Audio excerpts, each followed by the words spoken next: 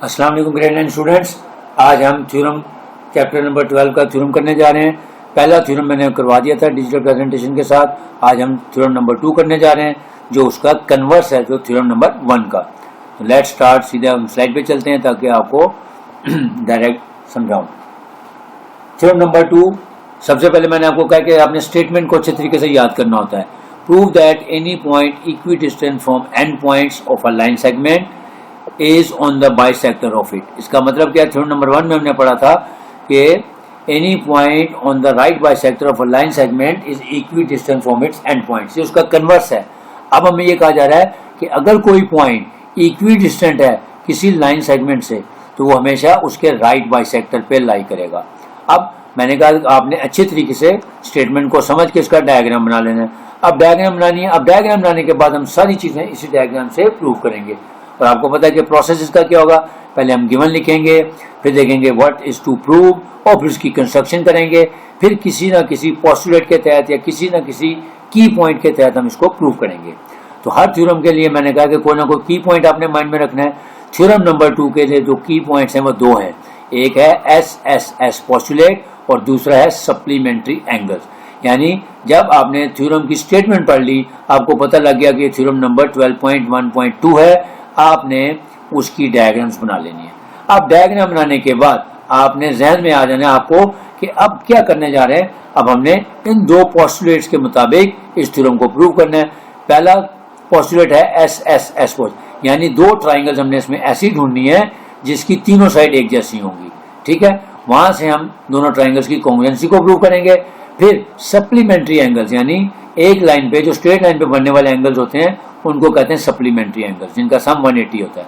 उसकी मदद से हम ये प्रूव करेंगे कि ये जो पॉइंट पी है वो ए बी के राइट बाइसेक्टर यानी पीसी पे लाई करता है। ठीक हो गया, ये था it was all about theorem number 2।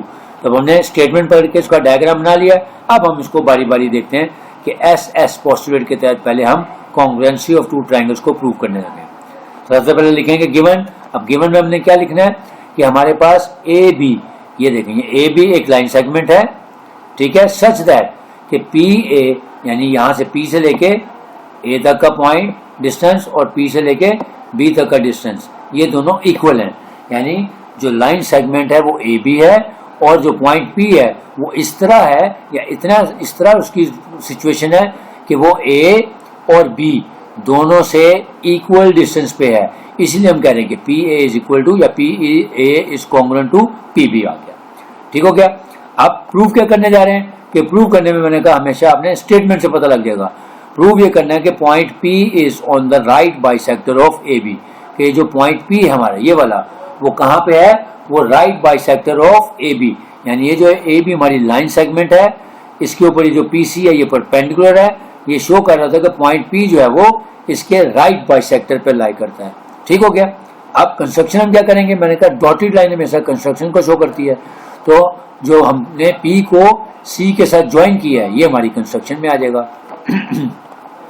तो कंस्ट्रक्शन में क्या लिखा है, ज्वाइन पॉइंट पी टू सी, और पॉइंट सी जो है वो मिड पॉइंट है किसका, ए बी लाइन सेगमेंट का, क्योंकि ये देखिए ये इसके सेंटर में है।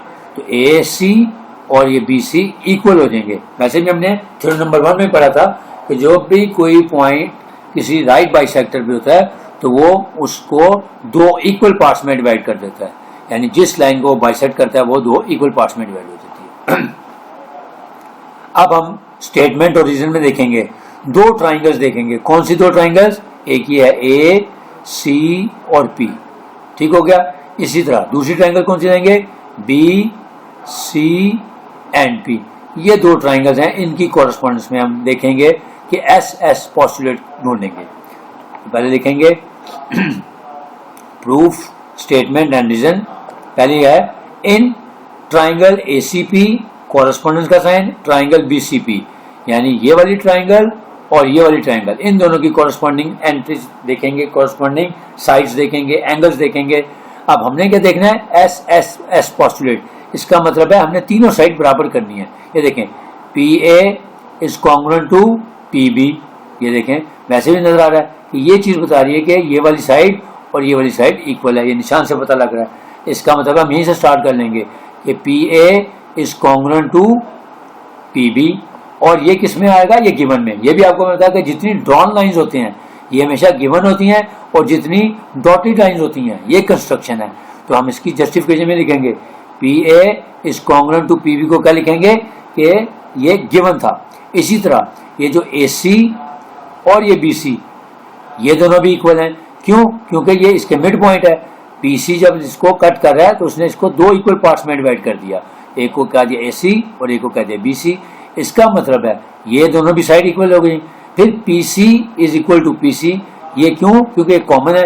जब दो, ये समझे दो घर हैं, इनकी एक कॉमन दीवार है, इसका मतलब है PC जो है दोनों में है, तो उसको हम लिखेंगे PC is congruent to PC, और उसकी रीजन क्या होगी, कॉमन। अब देखें कैसे लिखेंगे, अब मैंने समझा दिया। अब देखें पहले हम लिख रहे हैं PA is congruent to PB, ये देखें PA is congruent to PB। इसकी वजह क्या है, गिवन है, और ये देखें ये पॉइंट्स बता रहे हैं कि ये पॉइंट और ये पॉइंट बता रहे हैं कि दोनों साइड इक्वल है। और क्यों ये गिवन क्यों है, क्योंकि ये ड्रॉन लाइन है। ठीक है, next PC is equal to PC या PC is congruent to PC। अब ये क्यों, क्योंकि कॉमन है, क्योंकि दोनों ट्राइंगल की ये वाली साइड कॉमन है, तो ये कॉमन लिख देंगे।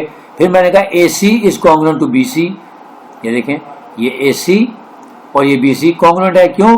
क्योंकि इसकी वजह क्या है, क्योंकि जब हमने यहाँ से परपेंडिकुलर ड्रॉ किया, तो जब भी परपेंडिकुलर या जो राइट बाइसेक्टर होता है वो किसी भी लाइन को दो इक्वल पार्ट्स में डिवाइड कर देता है। तो जो लाइन सेगमेंट AB थी, अब वो दो इक्वल पार्ट्स में डिवाइड हो जाएगी, AC और BC में। तो ये देखें ये लिखा है, और ये इसकी रीजन क्या है, कंस्ट्रक्शन।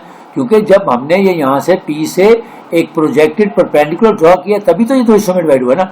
अगर ये कंस्ट्रक्शन ना करते तो फिर ये AC और BC इक्वल ना होते। तो इसका क्या मतलब हो गया, इसकी ये वाली साइड और ये वाली साइड, फिर ये वाली साइड और ये वाली साइड, और फिर ये साइड, जब तीनों साइड इक्वल होती हैं दो ट्राइंगल्स की, तो उसको हम कहते हैं कि दोनों ट्राइंगल्स जो हैं वो कॉन्ग्रुएंट हैं अकॉर्डिंग टू SSS पोस्टुलेट। तो ये देखें triangle ACP is congruent to triangle BCP।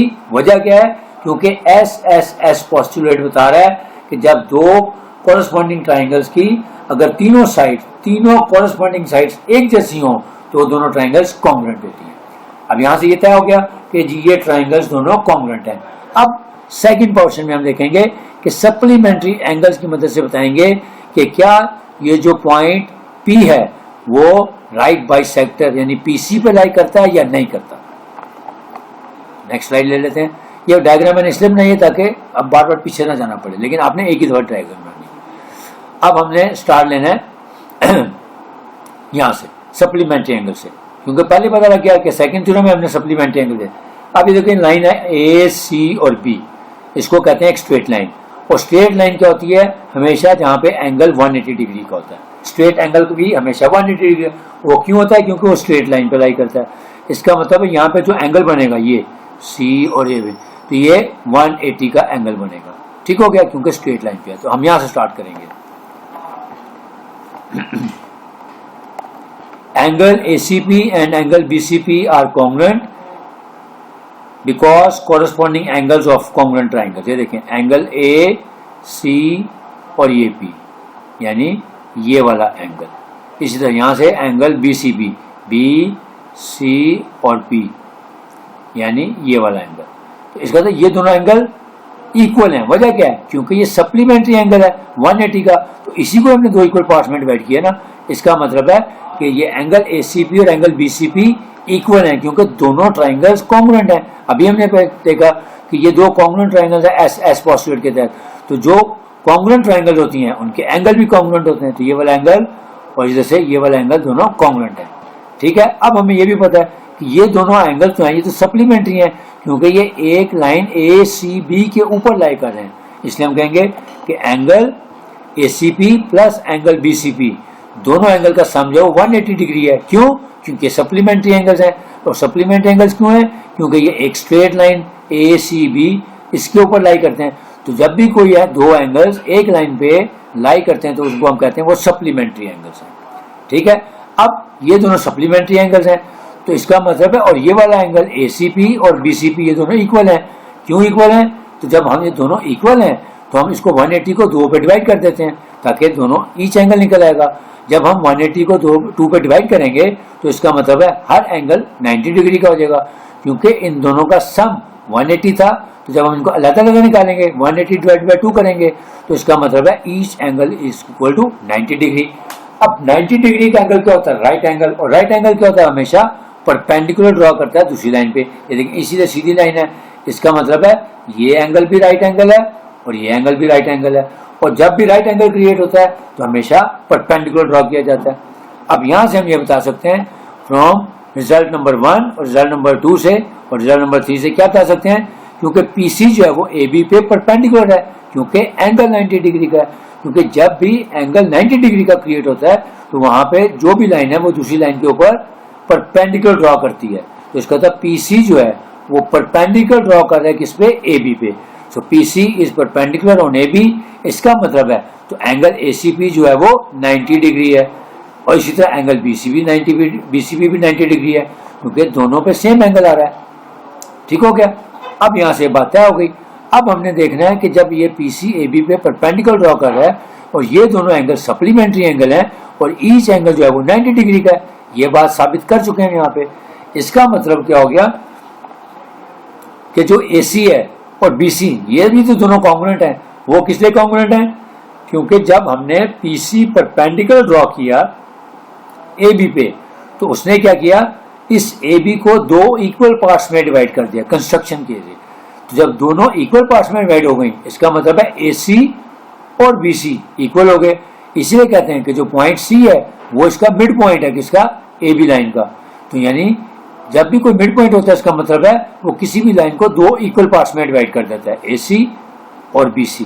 तो अब ये देखें, ये लिखा also AC is congruent to BC, क्योंकि कंस्ट्रक्शन जब की तो PC ने AB को दो इक्वल पार्ट्स में डिवाइड कर दिया था। ठीक हो गया? तो जब PC ने AB को दो इक्वल पार्ट्स में डिवाइड किया इसका मतलब उसने इसको मिड पॉइंट पे कट किया।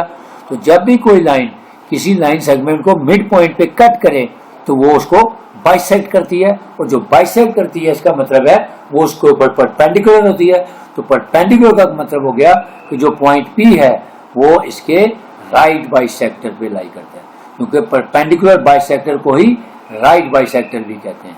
ठीक है? तो हम कह सकते हैं कि PC is the right bisector of lines AB.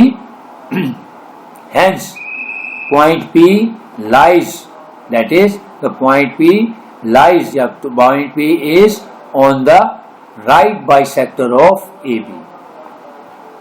On the right bisector of AB.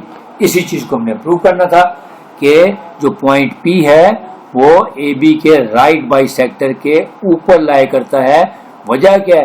क्योंकि जब PC से हमने प्रोजेक्टेड डॉटेड लाइन से इसके ऊपर परपेंडिकुलर ड्रॉ किया उसने इसको दो इक्वल पार्ट्स में डिवाइड कर दिया, तो AC और BC इक्वल हो गए और ये मिड पॉइंट बन गया। तो जब भी कोई लाइन किसी वर्टेक्स से किसी दूसरी लाइन यानी ऑपोजिट लाइन को दो इक्वल पार्ट्स में डिवाइड करती है तो वो उसका राइट बाइसेक्टर या उसका परपेंडिकुलर बाइसेक्टर कहलाती है। इसका मतलब है ये पॉइंट P जो है वो AB के राइट बाइसेक्टर पे लाई करता है। Hence proof. ठीक हो गया? उम्मीद है आप लोगों को समझ आया होगा। मैंने पूरी भरपूर कोशिश की है कि इसको बेहतरीन तरीके से एलैबोरेट करके बताऊं। आपको बता दिया कि जब भी कोई थ्योरम प्रूफ करना है इंशाल्लाह आगे हम थ्योरम नंबर 3, 4, 5, 6 सारे थ्योरम करेंगे। आपने जो की पॉइंट्स आपको बताता हूं उनको माइंड में रखते हुए इनको प्रूव करने की तरफ जाना है। तो हमने इस थ्योरम को स्टेटमेंट पढ़ने के बाद इसका डायग्राम बनाना है। डायग्राम बनाने के बाद हमने ये जो की पॉइंट अपने माइंड में रखे हुए हैं इनकी मदद से पहले SSS पोस्टुलेट के तहत दोनों ट्राइंगल की कॉन्ग्रुएंसी को प्रूव करना है। फिर सप्लीमेंट्री एंगल की प्रॉपर्टीज के साथ हमने ये प्रूव करना है कि पॉइंट P जो है वो AB के राइट बाइसेक्टर यानी PC के ऊपर लाई करता है। इंशाल्लाह अब नेक्स्ट लेक्चर जो होगा उसमें थ्योरम नंबर 3 से थ्योरम नंबर 3 भी आपके लिए लेके दोबारा आपकी खिदमत में हाजिर होऊंगा। तब तक के लिए इजाजत चाहूँगा और जिन लोगों ने चैनल को सब्सक्राइब नहीं किया अभी तक उनसे गुजारिश है कि चैनल को सब्सक्राइब कर लें ताकि आपको आपके मतलब की वीडियोस खुद ब खुद मिलती रहे। और जो लोग रेगुलरली देखते हैं उनसे अगेन गुजारिश है कि चैनल को लाइक भी करें, वीडियो को लाइक करें, शेयर करें और कमेंट बॉक्स में अगर कोई चीज़ नहीं समझ आई या अगर कोई बेहतरी के लिए सजेशन देना चाहते हैं तो कमेंट बॉक्स में ज़रूर मुझे रब्ता करें। मैं इंशाल्लाह आपको ज़रूर रिस्पॉन्ड करूँगा। इंशाल्लाह अब नेक्स्ट थ्योरम नंबर 3 के साथ आपकी खिदमत दोबारा करूँगा। इजाज़त चाहूँगा। अल्लाह हाफिज़।